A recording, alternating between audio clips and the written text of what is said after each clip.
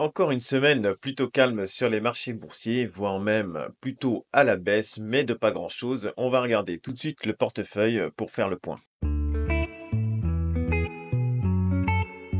Je rappelle l'objectif de cette vidéo, de cette playlist, investir 2 euros par jour, quelles que soient les conditions de marché, dans un ETF, donc dans un panier d'actions qui regroupe environ 300 actions de grande qualité mondiale. Le but, c'est de faire voir qu'on peut, avec très peu d'argent, se constituer quand même un capital, un petit patrimoine, tout en battant largement la plupart des investisseurs, qui soient particuliers ou professionnels. Donc ça, j'essaie de vous le faire voir sur la chaîne en faisant ce challenge, en ayant un deuxième portefeuille et en faisant également un peu de trading. Cette année, pour moi, depuis début janvier, mon trading est en négatif. Mon portefeuille à 2 euros par jour est à peu près neutre, voire un tout petit peu négatif, mais globalement, il se comporte mieux dans sa façon de faire que mes idées de trading. Comme quoi, il est toujours très dur de timer le marché. Voilà, le trading, ça doit être une toute petite partie de votre portefeuille, de votre capital, et plus le faire par passion que dans l'idée de vous enrichir rapidement, puisque ça marche pas. Ça marche que sur des vidéos YouTube où des gens vont vous faire vous miroiter des choses qui ne fonctionnent pas, et à la fin, c'est vous qui vous faites avoir. Bon, notre challenge à 2 euros sur YouTube. Alors, on est rendu à 351,95 € de valeur. On va commencer par les gains d'ailleurs. Donc les gains du challenge, et je vous rappelle, quand mon ETF prend une certaine valeur, mettons j'investis 100 euros, et puis 100 euros, et puis quand la valeur dépasse les 100 euros, avec le gain, mettons 102 euros, eh bien je revends 2 euros de mon challenge, je le recale à 100 euros, et les 2 euros, je les réinvestis dans des actions pour vous faire voir différentes stratégies et façons d'investir pour vous faire découvrir des choses en bourse. Voilà, mais vous pouvez très bien rester 100% passif et juste investir 2 euros par jour et ne jamais regarder votre portefeuille. Ce sera sûrement la meilleure chose que vous ferez dans vos finances. Bon, alors on est rendu à quoi? Donc là, c'est très stable. Ce qu'on cherchait, je vous rappelle, dans ce portefeuille de gains de challenge, c'est plutôt une stabilité. Donc c'est-à-dire qu'une fois qu'on a fait des gains, être plutôt sur quelque chose d'assez stable, sur du rendement. Et je pense que ça fonctionne pas mal, puisque regardez, sur un mois où on était plutôt neutre à baissier, eh bien le portefeuille fait moins 0,24 centimes. Donc moins 1,1%, là où notre ETF, lui, sur un mois glissant, va faire moins 2%. Donc vous voyez, il y a quasiment 2 fois moins de volatilité quand même sur notre portefeuille de gains que sur notre ETF. Donc ça, c'est bien. Par contre, aussi, la performance sera moindre, puisqu'on a quelque chose qui est tout de même beaucoup plus stable. Alors, on a toujours notre ETF à dividende ici. On voit que l'or s'est bien repris, parce qu'on est quasiment à plus 4% sur l'or. On a quand même pas mal d'actions qui ont baissé un petit peu. Dans les derniers de la classe, là, j'ai Toll Brothers, toujours. United East Group qui était à, je sais plus, quasiment moins 20, qui s'est repris quand même. L'Oréal qui est à moins 15, et puis c'est à peu près tout. Pour le reste, Savaria aussi qui est à moins 13. On a quand même Main Street Capital toujours qui fait plus 19%, Walmart plus 14%. Voilà, on a eu quelques liquidités aussi, donc on a 20 centimes de liquidités non investies, donc ils sont en attente d'avoir 1 euro, puisque l'ordre minimum c'est 1 euro sur ce courtier Trading 212 pour pouvoir investir. Et puis voilà, c'est calme, il n'y a pas eu de dividendes cette semaine, c'est quand même quelque chose qui est plutôt stable. Alors maintenant, au niveau de notre ETF, donc on est rendu pour notre objectif de 500 euros, troisième objectif, on a dit depuis qu'on a commencé, ça va faire 6 mois, on est rendu à 70,39%, donc ça monte toujours. Peinard, voilà, on fait notre petite vie. On peut regarder sur un an. On en a démarré le 16 juillet, avec le 15 juillet, pardon, avec 0 euros, 2 euros, on a mis, et puis on est rendu à 351,95 €. Alors, notre ETF. On a actuellement 5,156 parts de notre ETF, plus-value latente de 3,53%. Le prix moyen, c'est 65,92 €. Donc ça, c'est la moyenne de nos prix d'achat, vu qu'on achète tous les jours. Donc là, en ce moment, forcément, quand le prix il est plus haut que notre prix d'achat, avec le temps, ça vient le lisser vers le haut, forcément, puisque dès que j'achète, mon prix est forcément un petit peu plus haut. Et ça, c'est le principe de notre investissement. On n'a pas de prêt d'action en ce moment, enfin on a quasiment plus rien. On a sorti, je crois, 1 centime de gain. De mémoire, on a dû sortir 1 centime de gain que j'ai mis dans les gains de bourse, sur nos actions prêtées. Le 6 janvier, ouais, c'est ça, le 6 janvier. Donc j'ai réinvesti 1 centime. En fait, on avait prêté, pour ceux qui nous rejoignent, on peut prêter nos actions sur ce courtier.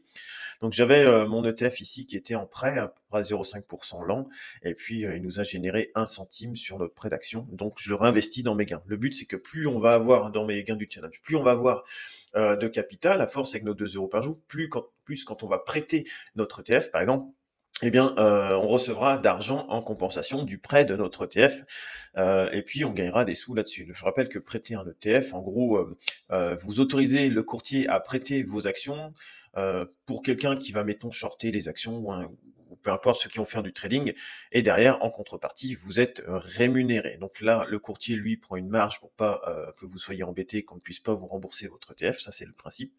Mais voilà, c'est un peu ça le principe sans rentrer vraiment dans les détails.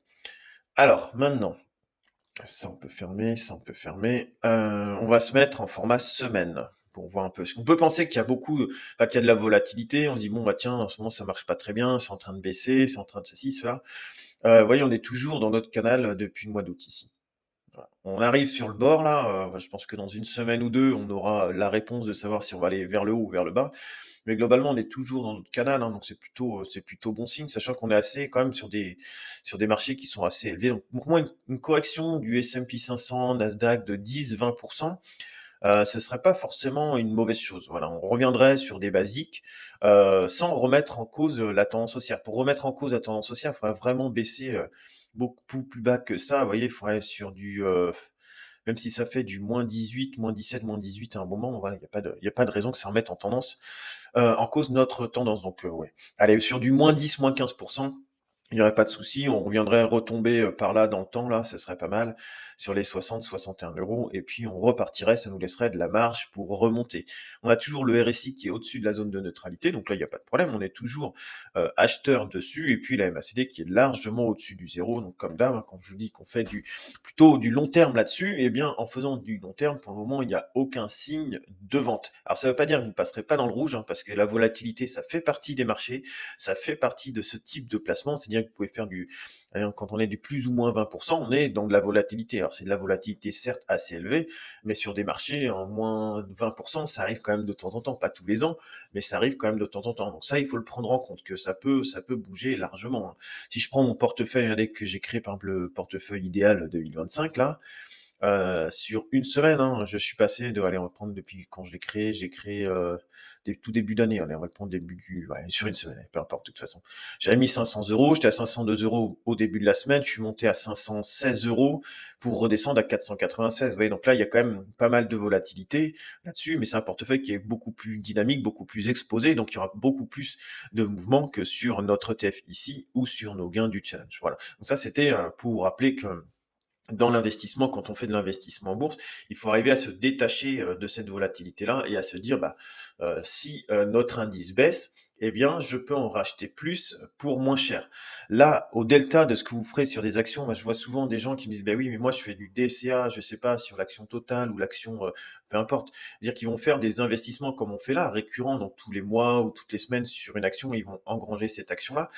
Eh bien, l'action peut tomber, elle, à zéro. C'est-à-dire que si jamais il y a une magouille ou quoi que ce soit, comme le scandale Wirecard, bah regardez, tapez scandale Wirecard ou je ferai une vidéo dessus sur Google, et puis vous verrez bien qu'en moins de 9 jours, c'est une action qui faisait partie du DAX 30, pardon, donc c'est-à-dire les 30 plus grosses sociétés allemandes, c'est l'équivalent de notre CAC 40, eh bien en moins de 9 jours, l'action est passée, je sais plus, de 100 ou 200 euros à 1 euro. Donc là, les gens ont tout perdu. Donc faire du DCA sur des actions, pour moi, c'est non, puisque une action peut tomber à zéro. Et une action ne doit jamais, pour moi, représenter plus de 3% d'un capital d'investissement. Ça, c'est des règles que je me fixe moi, des règles prudentielles et que je trouve plutôt pas mal.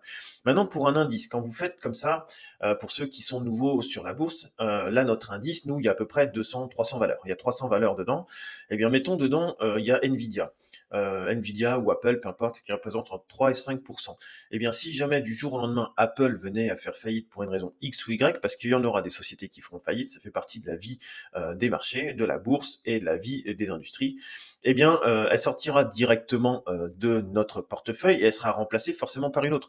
Donc, ce qui fait que, vous voyez, même s'il y en a une qui sort, il y a une autre qui rentre. Là où votre action qui fait faillite, bah, une fois que vous avez fait faillite, vous avez zéro. Voilà. Donc c'est ça qu'il faut bien prendre en compte, le fait d'acheter un ETF, c'est que quand l'une sort, l'autre rentre. Si vous achetez un CAC 40, par exemple, un ETF CAC 40, bah, quand la 40e action du CAC 40, la dernière, elle sort, elle est remplacée par une autre. Voilà. Ce sera toujours les 40 meilleures entreprises françaises. Donc ça vaut le coup de faire du DCA sur un indice quand les valeurs baissent, parce que globalement, toutes les valeurs baissent, et là, vous venez acheter à bon compte pour jouer que l'économie repart et puis renforcer vos indices. Voilà, c'est bien la différence. C'est pour ça que je vous emmène plutôt sur un DCA, un achat récurrent, mais que sur des indices. Alors ensuite le portefeuille, donc j'ai investi, 360, € pour le moment, de ma poche. Donc j'ai sorti de ma poche 360 € et la valeur totale de notre portefeuille, donc notre ETF Warm plus, les dividendes, oui et puis, les gains, c'est 376 €. Donc ce qu'on peut voir, c'est que sur un mois, vous voyez, ça fait toujours des créneaux de la volatilité, parce qu'on met deux euros par jour, mais si on se met, sur le maximum, vous voyez, tout est lissé. C'est ça, au début, vous voyez, ça bougeait beaucoup pourtant au début, hein. Je me rappelle au début août, là, on avait fait, peut-être un moins 10. Mais le fait de faire votre investissement régulier, vous venez lisser tout le temps, tout le temps, tout le temps vos achats et là, vous vous créez un capital et on peut voir, hein, quand même que c'était quand même haussier sur la fin de l'année, parce que les petits pointillés représentent, mon investissement, la valeur que j'investis, donc 2 € par jour et puis la valeur bleue, c'est la valeur de mon portefeuille. Donc on peut voir que au fur et à mesure quand même, ça s'écarte. Peut-être qu'à un moment donné, ça passera à l'inverse, qu'on sera en dessous, mais du coup, on renforcera à bon compte et puis en espérant, moi j'y crois toujours que, les marchés boursiers sont structurellement haussiers dans le temps et du coup, j'ai envie de miser là-dessus et si je me trompe, eh bien, au moins j'aurais tenté, voilà.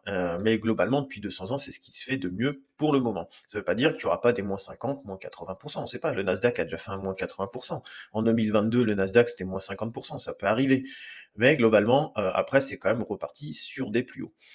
Voilà, après c'est nos revenus passifs, ça a pas changé, hein. On a toujours, le 6 janvier, ouais, on a reçu ça, mais vu que ça fait pas un dividende de Walmart, mais vu que ça fait pas encore un centime, on est encore un peu trop juste, eh bien, on n'a pas reçu un centime de Walmart. Pas encore. Ça arrivera au bout d'un moment, dans 4-5 mois, quand ça fera un centime, eh bien, on le recevra ou pendant 6 mois, je sais pas. On recevra notre centime. Sinon, rien n'a changé sur ce portefeuille-là. C'était une semaine plutôt calme. Tu trouveras juste à côté de ma tête 2 autres vidéos en lien avec, l'investissement, en bourse ou en immobilier. N'hésite pas à y jeter un coup d'œil, tu apprendras sûrement des choses. Sur ce, on se retrouve la semaine prochaine. Salut.